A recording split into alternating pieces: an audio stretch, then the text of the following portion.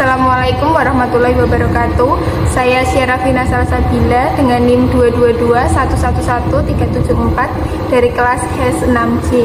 Di sini saya akan memberikan jawaban UTS saya dalam mata kuliah Hukum Penanaman Modal.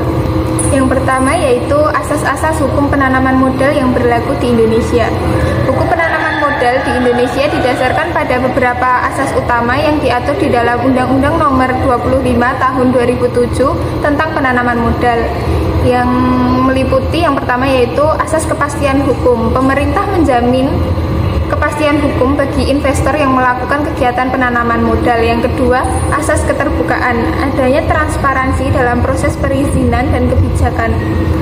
Yang ketiga yaitu asas akuntabilitas. Pemerintah bertanggung jawab dalam mengelola penanaman modal tersebut secara profesional. Yang keempat, asas perlakuan yang sama.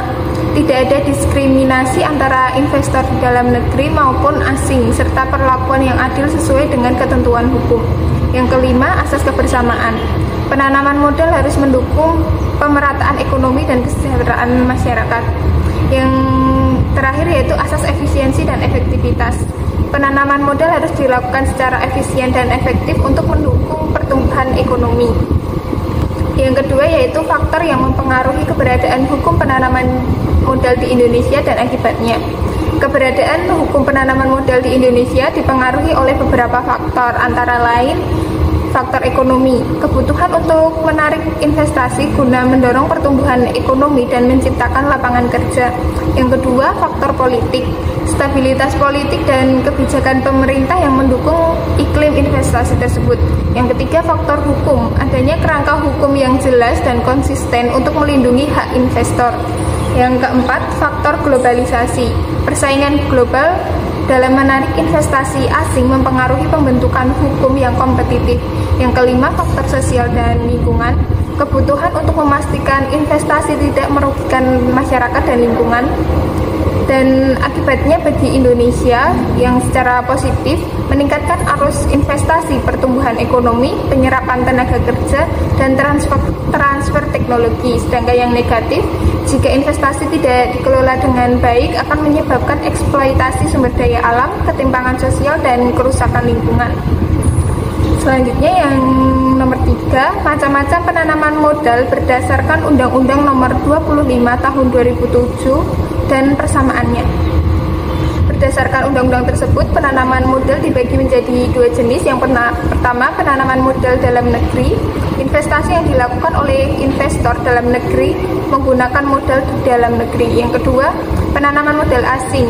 Dilakukan oleh investor asing menggunakan modal asing. Persamaan antara kedua tersebut yaitu keduanya diatur di dalam undang-undang yang sama, yaitu Undang-Undang Nomor 25 Tahun 2007. Sama-sama bertujuan mendorong pertumbuhan ekonomi dan kesejahteraan rakyat. Yang ketiga, keduanya memiliki hak dan kewajiban yang diatur di dalam hukum Indonesia. Yang keempat, sama-sama memerlukan izin dan harus mematuhi ketentuan hukum yang berlaku di Indonesia. Yang keempat yaitu resiko-resiko yang mungkin dihadapi investor asing di Indonesia dan cara mengatasinya. Investor asing di Indonesia mungkin menghadapi beberapa resiko, di antara lain yang pertama resiko politik. Perubahan kebijakan pemerintah atau instabilitas politik dapat mempengaruhi kegiatan investasi. Cara mengatasinya yaitu melakukan analisis resiko politik, membangun hubungan baik dengan pemerintah, dan memanfaatkan perjanjian internasional seperti Bilateral Investment Treaty atau BIT. Yang kedua yaitu risiko hukum ketidakpastian. Hukum atau tumpang tindih peraturan dapat menghambat investasi tersebut. Cara mengatasinya yaitu memahami peraturan yang berlaku, berkonsultasi dengan ahli hukum lokal, dan memastikan kepatuhan terhadap semua regulasi. Yang ketiga, risiko ekonomi. Fluktuasi nilai tukar mata uang, inflasi, atau resesi ekonomi dapat mempengaruhi profitabilitas dari investasi. Cara mengatasinya yaitu melakukan hedging terhadap risiko mata uang dan diversifikasi investasi. Yang keempat, resiko sosial dan lingkungan. Konflik masyarakat lokal atau dampak lingkungan dapat mengganggu operasional investasi. Cara mengatasinya dapat melibatkan CSR, melibatkan masyarakat lokal, dan mematuhi standar lingkungan tersebut. Yang kelima, risiko bencana alam. Indonesia rentan terhadap bencana alam seperti gempa bumi, tsunami, dan letusan gunung berapi. Cara mengatasinya yaitu membeli asuransi dan memilih lokasi investasi yang relatif aman dari bencana.